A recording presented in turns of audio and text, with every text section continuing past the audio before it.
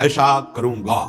अहंकार विमूढ़ आत्मा करता हमिति मन्यते, वो ये नहीं समझ पा रहा कि ये मूढ़ता मेरा पिंड नहीं छोड़ रही है। सच्ची मानिए, जब सामर्थ्य आती है जगत कल्याण की तो कोई दिखाई ही नहीं देता जिसका कल्याण करना हो, क्योंकि वो अपने कल्याण दाता का ही दर्शन करता है। निज प्रभु में देखें जगत, निज प्रभु में सो अनन्य गति जाके अस मति न टरे हनुमंत, मैं सेवक और सचराचर रूप स्वामी भगवंत। किसका उद्धार करना? तब अंदर से लगता है कि बिना गुरुदेव की कृपा के साधक भ्रम को नहीं त्याग पाता है। जासु कृपा सब भ्रम मिट जाए, गुरु प्रसन्न साहवन कूला, मिट्टी सकल कल्पित भयसूला। एक कल्पनात्मक की मेरे में सामर्थ है किसी का कल्याण करने की। किसका कल्याण? आराध्य देव का। अगर आराध्य देव नहीं देखा तो सामर्थ्य नहीं, और जब सामर्थ्य आई तो कोई बचा ही नहीं जिसका कल्याण करना हो। बस वो एक लीला चलती रहती है, कभी गुरु बनकर के, कभी उपदेष्टा बनकर, कभी शिष्य बनकर। जैसे भगवान अवतार लेकर लीला करते हैं, ऐसे भगवत प्राप्त महापुरुष की लीला चलती रहती है। उसकी दृष्टि में कोई ऐसा नहीं बचता जिसका उद्धार करना हो, क्योंकि वो अपने आराध्य देव को देखता है। तो अलम यह वितर्क जालई, बंद करो ये तर्क वितर्क की बातें। ऐसा नहीं, वैसा नहीं, वैसा नहीं, बंद करो। श्रीपाद कह रहे, जैसे आचार्य चरण श्रीमद राधा सुधा निधि, अलम विषय वार्तया नरक कोटि भी भत्सया।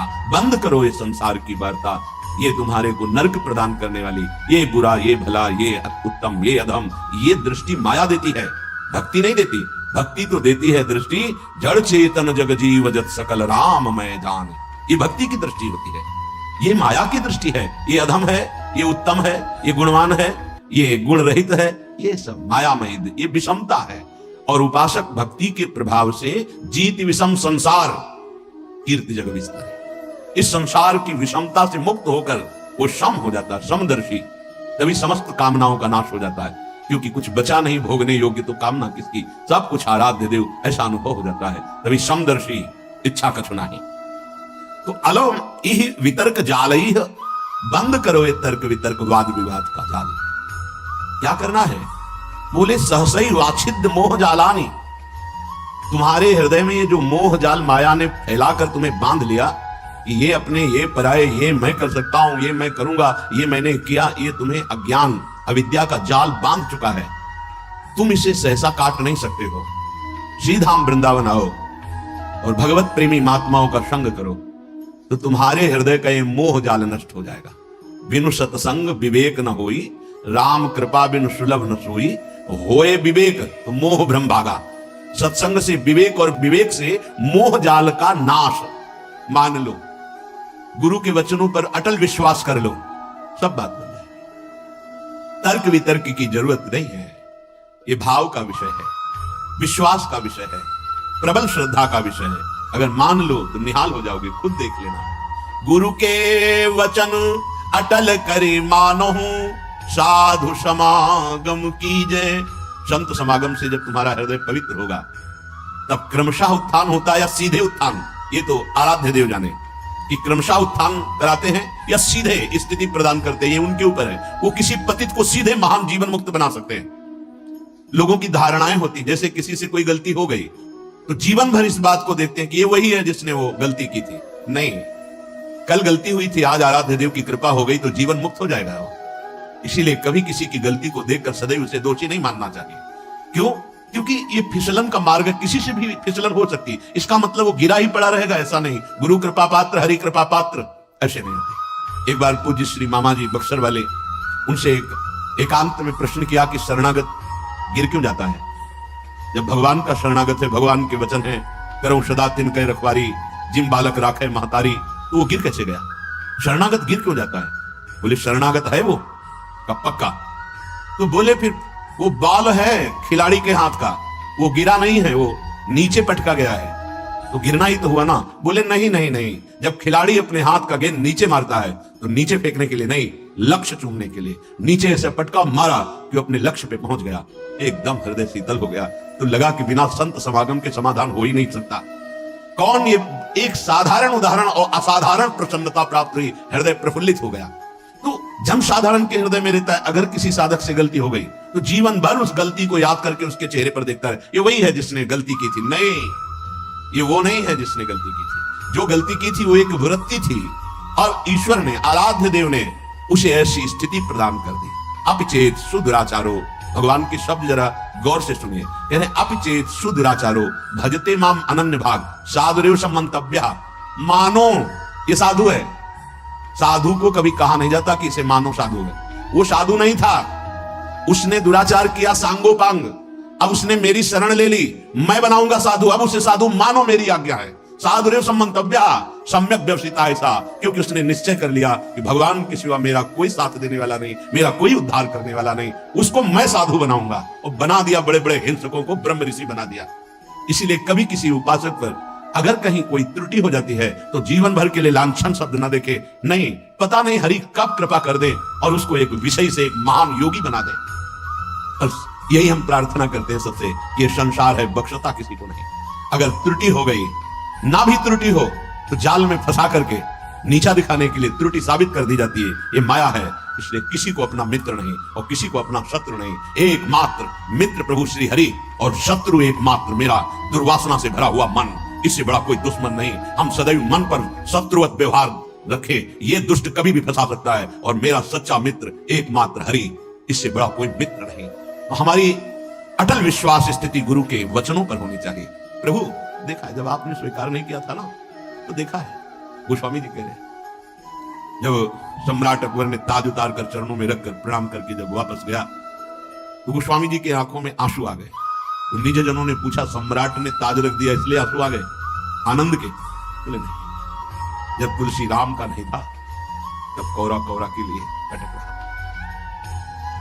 जिस दरवाजे पे खड़ा होता तो ये अभागी है, ऐसा कहकर हटा दिया जाता। स्वयं भगवान शंकर की प्रिया अन्नपूर्णा करके तुलसीदास जी को भोजन देती थी। बोले आज राम का हूं तो बादशाह उतार कर ताज रखता है, जब राम का नहीं था तो एक टुकड़े टुकड़े के लिए दरवाजे पे भटकता, लोग अभागी कह करके भगा देते थे। सत्य बात है, कोई अपना नहीं।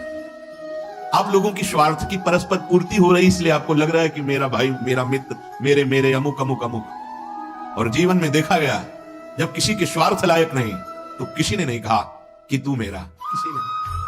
आश्चर्य होगा आपको, किसी ने नहीं कहा। और जब हरिप्रिया ने कह दिया कि मेरा, तो पूरा विश्व कह रहा है कि मेरा। तब केवल प्रभु प्रभु, ये सब भिखारी है, स्वार्थ के भिखारी। कौन मेरे को साथ देगा, कौन? सच्ची बड़ी कृपा होती है जब प्रतिकूलता मिलती है। तब जैसे नेत्रों में पर्दा पड़ जाए तो कुछ दिखाई नहीं देता, पर ऑपरेशन हो जाए तो ठीक दिखाई देता है। ये प्रतिकूलता एक महामहिम ऑपरेशन है। आंख खोल के देखा गया, कोई नहीं। परिस्थितियों को नकारात्मक भाव से न देखा जाए, वो प्रकाश पैदा करने के लिए प्रतिकूलता होती है। ना कोई मित्र है और ना कोई शत्रु है, बस एक भगवान का आश्रय है। वो प्रतिकूलता भगवान इसलिए देते हैं कि अंतर में केवल उनका अधिकार रह जाए, दूसरे का नहीं। ये मेरा स्वामी बुलवा रहा है, क्योंकि पहले बुलवाया अनन्य आश्रय के लिए और अब बुलवा रहा है कि देख मेरा दुलार, मैं कहीं भी बैठकर तुझे ऐसे शिखर पर चढ़ा सकता हूं जहां सब वंदना करते हैं। मूकम करोति वाचालम पंगुम लंघयते गिरिम। कभी किसी पर दोषारोपण करके प्रतिकूलता को प्रतिकूलता मत मानना। वो प्रतिकूलता केवल शिखर पर चढ़ाने के लिए होती, ऐसी ऊंचाई पर चढ़ा दी जाती। ये आश्चर्य होता है कि कल ये रज हम पैरों से दबा रखे थे, आज ये मुकुट पे कैसे बैठ गए? वो वायु का संयोग, अनुग्रह का संयोग। इसलिए मनुष्य की तो बात क्या, किसी का भी सहारा नहीं लेना अपने आराध्य देव के सिवा। कदम कदम पर, यही तो अनुभव का जीवन तब होता है जब किसी का सहारा नहीं होता। हम चाहे भी सहारा लेना तो कोई बनता नहीं है सहारा, कोई नहीं बनता। उसका कौन सहारा बनता है जिसका संसार में किसी भी गुण से संबंध नहीं है? कौन सहारा बन? कोई नहीं। सच्ची मानिए, बड़ा भ्रम है कि हमारा कोई मित्र है या हमारा कोई सहयोगी है। इस भ्रम को मिटा दीजिए। सच्चा मित्र केवल एक मात्र आराध्य देव है। ये समझ में आ गया तो छाती फूल जाएगी, और चौड़ी छाती करके विश्व में सेम की चाप सके को तासु बड़ रखवार रमापति जासे। ये हम कृपा की बात कह रहे हैं। कभी किसी को नीचा मत समझना, वो मालिक का एक दिया हुआ पार्ट है। वो उस समय की लीला है केवल। वो कुछ क्षण उसके अभिमान को रौंदने के लिए, वो दैन्यता प्रदान करने के लिए लीला है। इसके बाद ऐसा उठेगा कि कोई छू नहीं सकता। बिल्कुल हृदय में जब प्रतिकूलता बाहर से मिले तो प्रसन्न होना कि अब ऊंचाई पर चढ़ने की सीढ़ी मिल गई और ऐसी ऊंचाई पर चढ़ाया जाएगा। सच्ची आपसे कहते हैं, भगवान के सिवा अगर किसी का सहारा मन में है तो धोखा ही मिलेगा। और जिसे केवल एकमात्र इष्ट का सहारा, उसे बाहर से कोई पहचान नहीं सकता। और वो एक क्षण में इतनी ऊंचाई दे सकते हैं कि जो करोड़ों जन्मों की साधना से नहीं मिल सकती। सच्ची बात ना, ये आश्चर्य होता है, ऐसा कैसे हो सकता है? वो कर तुम है, वो अकर तुम है, वो अन्यथा कर तुम है, वो सर्व समर्थ ईश्वर है और ये उसका दास है। दास की उदासी को देखकर हंसना मत, क्योंकि वो उस महान का सेवक है कि जिस दिन नजर घूम गई उस दिन सबकी नजरें वहीं लग जाएंगी जिसको उदासीन भाव से देखा जाता था। हरि प्रताप बल गिनत न काहू, निडर भय सब चेरे। जो वास्तविक भगवत दासत्व की ठसक में आ गए वो निडर हो जाते हैं, उनको काल का भी डर नहीं होता। इसलिए सब तजी तू शरणागति आए, दृढ़ करि चरण गहेरे। शूरदास प्रभु तुम्हारे मिले ते, पाए सुख जू घनेरे। हे प्रभु, आपने मुझे अपना शरणागत बना लिया, अब तो मैं दृढ़ता पूर्वक आपके चरणों को ही पकड़ लिया। सूरदास जी कहते हैं कि हे प्रभु, तुम्हारे मिलने से जो मुझे सुख मिला, मिलने का मतलब आपके चरणों का आश्रय लिया, आपका नाम का आश्रय लिया। बोले ये घनेरा सुख है, घनीभूत, जिसमें दुख का प्रवेश ही नहीं हो सकता। आप बाहरी दुखों को लेकर परेशान रहते हैं, उसने ये कह दिया, उसने ये कह दिया, शरीर रोग से ग्रसित है और व्यवस्थाएं ठीक नहीं, ये सब बाहरी बात। एक बार तो परीक्षा दे दे और पास हो जा। हर परिस्थिति में प्रभु के प्रियाजू के चरण न भूले, फिर आप परिणाम देख लेना। पाए सुख जो घनेरे, ऐसा घनीभूत सच्चिदानंद सुख इस परलोक, पीछे के पद में था महाप्रभु हरिवंश चंद्र जी ने कहा है, इस लोक में भी परलोक में परम सुख का निश्चित विश्वास करो। इसलिए श्रीपाद कह रहे हैं, ये जो अलमी वितर्क जाल है, अब ये तर्क वितर्क का जाल छोड़ो। मोह जाल के काटने के लिए भगवत कृपा से सत्संग मिलेगा, उससे विवेक मिलेगा, विवेक से मोह का नाश करो और उड्डी एवं विहंगा पत वृंदा काननम रुचिरम, वृंदावन में आ जाओ, जितने घंटे वास करो। बहुत महान है जो सप्तपुरियों में आजीवन वास करने से प्राप्त होता है, वो यहां 24 घंटे वास करने से प्राप्त हो जाएगा। ये श्रीपाद ने कहा, एक बार यहां के पुष्प को सूंघ ले प्रसादी, एक बार बिहारी जी से नेत्र मिला ले राधा वल्लभ लाल से, और एक बार इस भूमि में मस्तक रख दे, वो कभी नरक नहीं जाएगा। श्रीपाद कह रहे, और ये बड़े बड़े महानुभाव कह रहे हैं, श्रीधाम वृंदावन की एक कण रज का अगर तुम्हारे शरीर में लग गया है जीवन में कभी, तो यमदूत तुम्हें स्पर्श नहीं कर सकते। ये ब्रजरज, ये वृंदावन रज है, इसकी महिमा कहीं भी रज की महिमा आप नहीं सुनेंगे, लेकिन ये ब्रज रज की महिमा संपूर्ण शास्त्रों में जय घोष को प्राप्त हो रही। फिर वृंदावन रज, ये तो महारानी जी के चरण चिन्हों से युक्त भूमि है, एक से एक प्रेमी महाभागवतों के आंसुओं से भीगी हुई ये भूमि है, ये प्रेम भूमि है, जहां प्रवेश करते ही उद्धव का ज्ञान धूल धूसरित हो गया। जो बृहस्पति के समान ज्ञानी, क्योंकि गुरु अपने शिष्य को समान ज्ञान प्रदान करता है, बृहस्पति जी के शिष्य श्री कृष्ण के मित्र यहां आते ही उनका ज्ञान धूसरित हो गया और प्रेम पिपासु बन गए। पीछे प्रसंग चल रहा था, कस्तरती कस्तरती मायाम, माया से कौन तरता है, कौन तरता है? तो उत्तर हुआ था, यो संगास त्यजति, यो महानुभावों सेवते निर्ममो भवति। दो की व्याख्या हुई थी। संगास त्यजति, विषय संग, भोगी पुरुषों का संग, जिनके संग से हमारी मति व्यसन में फंस जाए, गंदे आचरण में फंस जाए, गंदी बातों में फंस जाए, ऐसे लोगों का संग नहीं। जो हमारी आंतरिक वृत्ति प्रभु से विमुख कर दे, प्रियालाल के चिंतन से रहित कर दे, उस वृत्ति का संग नहीं। ये हुआ संगास त्यजति। दूसरा महानुभावम सेवते, महापुरुषों का संग माया से तरने के लिए अमोघ बात है। जिसका अंतिम जन्म होता है उसे संत समागम प्रभु प्रदान करते हैं। यो महानुभावम सेवते, पर महापुरुषों की सेवा में ममता बहुत बड़ी बाधा है, इसलिए निर्ममो भवति, ममता रहित होना अत्यंत आवश्यक है। ये ममता एक ऐसी बड़ी बाधा है कि भगवत कृपा से जो महात्माओं का संग मिलता है, तो ये ममता से बंधन युक्त हुआ मन उनकी अवज्ञा कर देता है, अवहेलना कर देता है। बहुत सूक्ष्म विषय है। जीवन में वो अवहेलना जो तुम्हारी ममता तुम्हें हर कदम नीचे गिराएगी, कभी ऊंचे नहीं उठा सकती। और अगर गुरु की ममता, तो ममता का भी पोषण होता और समता का भी पोषण होता, और प्रियालाल की प्राप्ति में कोई बाधा पहुंचा दे, सब पैदा नहीं हुआ। तुम खिलवाड़ समझते हो? गुरु कृपा ही केवलम, भगवान अपनो प्रण विसार, भगत को पूरो प्रण निभाओ। आज्ञा पर जीवन भस्म कर देना, महत्व अपना मिटा देना, भगवत प्राप्ति के प्रेम रंग में खेलना होता है। खिलवाड़ समझ रखा है। इस मार्ग में भगवान की कृपा से जब यो संगास त्यजति, सब संगों का त्याग करता है गुरु कृपा से, तब महानुभावम सेवते, महानुभावों का संग मिलता है। फिर संपूर्ण सृष्टि का मालिक अपना प्रण भूल सकता है, लेकिन अपने जन का प्रण नहीं भूल सकता। तुम्हें सिर्फ आज्ञा पालन करना है, बाकी का सब हमारा आराध्य देव देखेगा। नहीं, आप ममता का पोषण करके देखते रहो, तुम अपनी ममता की सुरक्षा भी नहीं कर पाओगे और परमार्थ की समता को झांक भी नहीं पाओगे। पूरे जीवन की उन्नति में आग लगा दी। अब कदम पीछे नहीं, आगे बढ़ेगा। और जब आगे बढ़ेगा तो ध्रुव जी ने कहा, मेरी मां का क्या हुआ प्रभु? मैं तो दिव्य सिंहासन पर जा रहा हूं। बोले, आगे जो चमकता हुआ विमान जा रहा है उस पर तुम्हारी मां विराजमान है। पुत्रवती जुवती जग सोई, कुल धन्य हो जाता है। धन्य से जननी, धन्य सुतात। समझ में? ये ममता, ये मेरा शरीर, इसका अधिकारी मैं हूं। ये मेरी मां, ये मेरा परिवार, ये मेरा घर, मेरे पास पैसा। अब मुझे किसकी जरूरत है? एक छोटे से सीमित ममता के कुएं में गिर गए, असीम ममता प्रियालाल के चरणों में समर्पित करके। यह ममता एक बहुत बड़ी बाधा है। उसी में भगवत भाव करके चलने से आप वहां पास रहते हुए निकल सकते हो। आप विश्वास कीजिए, अगर वचन दे दिया है कि इस लोक परलोक में तुम्हें कुछ सोचने की जरूरत नहीं, तो तुम देख लेना गुरु प्रताप आगे से आगे सब होता चला जाता है। आप समझ नहीं पा रहे, तुम रोक पाओगे काल के थप्पड़ को? ना मां को बचा पाओगे, ना पिता को बचा पाओगे, ना परिवार को बचा पाओगे। अगर उन्हीं में भगवत भाव कर लिए तो सबका कल्याण कर लोगे, अपना भी और उनका भी कल्याण। रहस्य को समझ जाओ। निर्ममो भवति। ये एक ममता, ये मेरा घर, मेरा शरीर, मेरा परिवार, मेरी मां, मेरा पिता, मेरी संबंधी, मेरा मकान, मेरी जमीन, ये महानुभावों का सेवन करने से वंचित कर देता है। नहीं, मेरे गुरुदेव हैं, मेरे जीवन के, मेरे सर्वस्व के अधिकारी हैं। उनके आदेश पर अपना प्राण समर्पित कर दूंगा, उनके आदेश का उल्लंघन नहीं करूंगा। ये हुआ यो महानुभाव सेवते, महापुरुषों का सेवन किया जा रहा है।